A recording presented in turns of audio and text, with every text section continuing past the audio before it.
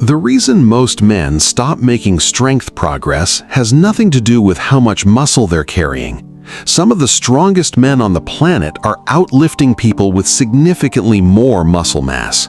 And the explanation for that gap is something the majority of training programs never directly address. Understanding it doesn't just change how you train, it changes what you're actually training for. What strength actually is. Strength is your body's capacity to produce force, not muscle size, not muscle appearance, but the actual force a muscle can generate during a contraction. That distinction matters more than most people realize because the variables that determine force production extend well beyond how much muscle tissue you've accumulated. 3 distinct muscular adaptations exist across a spectrum. Muscular endurance sits at one end, the ability to sustain repeated lower-intensity contractions over time. This is the territory of slow-twitch muscle fibers, the kind developed through running, cycling, and high-rep work.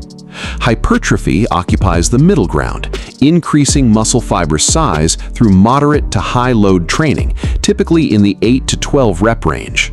At the far end sits pure strength, maximum force output developed through very high loads and very low reps. These adaptations aren't completely isolated from each other. Training for hypertrophy produces some strength. Training for strength produces some hypertrophy. But as you move toward the pure strength end of the spectrum, loads at 80 to 100% of your 1 rep max in the 1 to 6 rep range, you begin accessing adaptations that have nothing to do with muscle size and everything to do with the nervous system. For most men, muscle size isn't actually the limiting factor in how strong they are. The nervous system is. Why bigger isn't always stronger. When a muscle fiber grows through hypertrophy training, 2 distinct mechanisms drive that growth.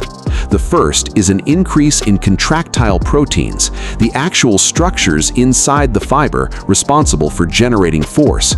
More contractile proteins means greater force capacity, and this is the portion of hypertrophy that directly translates into strength. The second mechanism is increased fluid and glycogen storage within the muscle fiber. This contributes meaningfully to the visual size of the muscle and supports the recovery demands of hypertrophy-style training, but it does not translate into 1 rep max strength.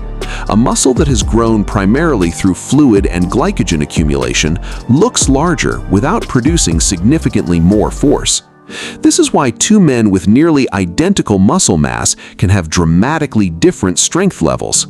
It's also why powerlifters training almost exclusively for force output are consistently stronger than bodybuilders carrying visibly more muscle. The difference isn't in the tissue itself, it's in what the nervous system has learned to do with that tissue. And the nervous system is where strength actually lives. The nervous system's role in strength.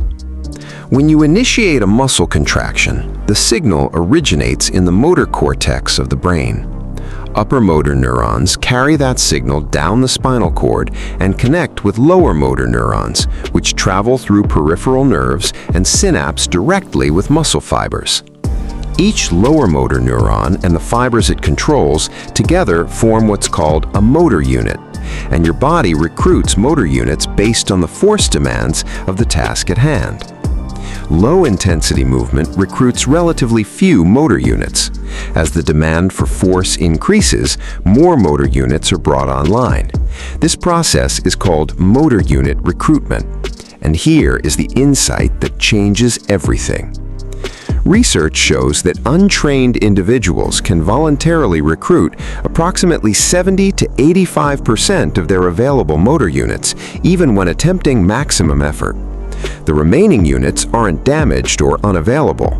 The nervous system deliberately withholds full voluntary recruitment as a protective mechanism. It doesn't trust that the body can handle 100% motor unit recruitment without causing injury. This phenomenon is called neuromuscular inhibition, and it means the average man has considerably more strength potential than he can currently access. The muscle is already there. The nervous system simply won't let him use all of it yet. Genuine strength training is the process of changing that.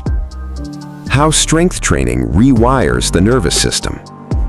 Consistent, high-load, low-rep training produces a specific set of nervous system adaptations that operate entirely independently of muscle size changes, and understanding them explains why strength progress often outpaces visible physical changes in the early months of serious training. Motor unit recruitment improves progressively. Instead of accessing 70 to 85% of available motor units, the nervous system gradually extends that ceiling toward 90% and beyond as it learns that the demand is real, repeated, and survivable without catastrophic consequences. The rate of force development also increases. Motor units begin firing more rapidly, which means maximum force can be produced more quickly, not just in greater total quantities.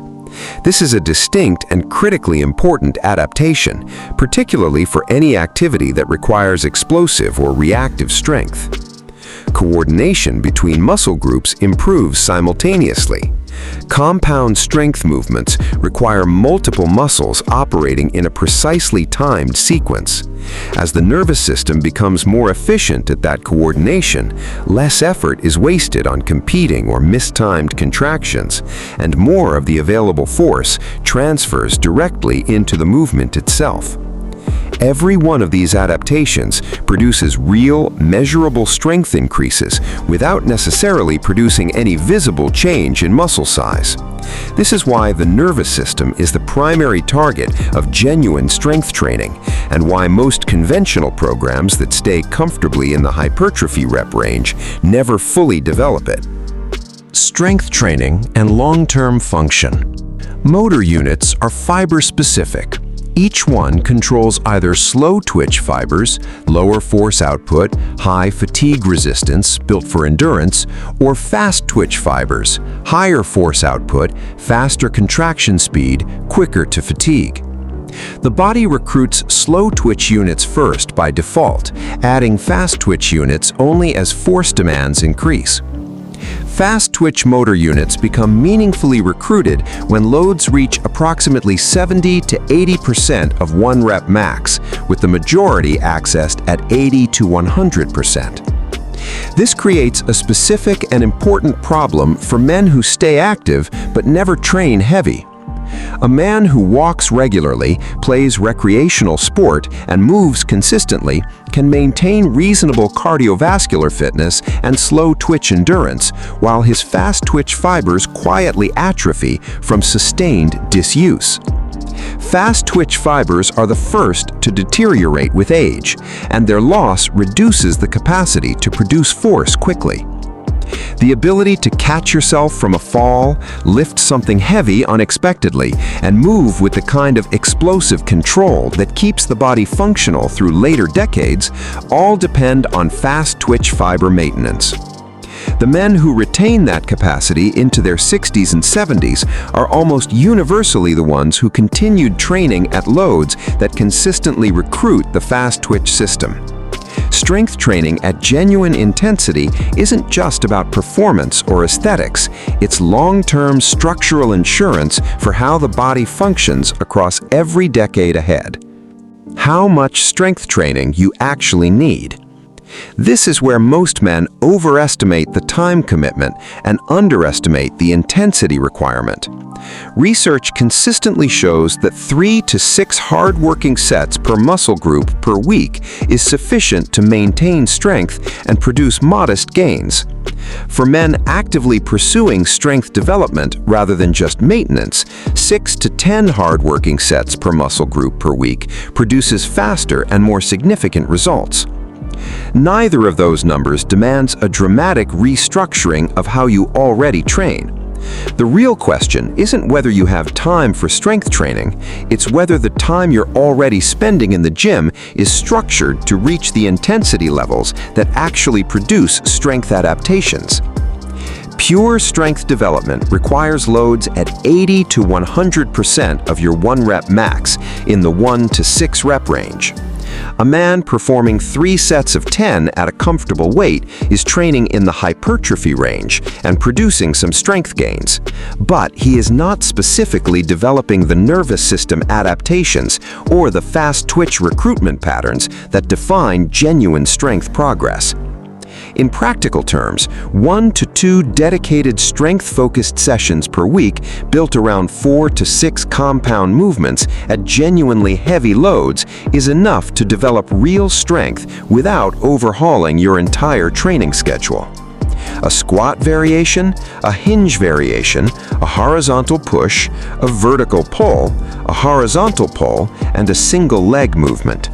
Load them heavy, keep the reps low, rest adequately between sets, and return to them every week with the clear intention of moving more weight than the last session. That is the complete formula. The nervous system responds to progressive demand at high intensity. Provide that consistently, and strength follows, along with the functional capacity to use that strength across every decade of life ahead.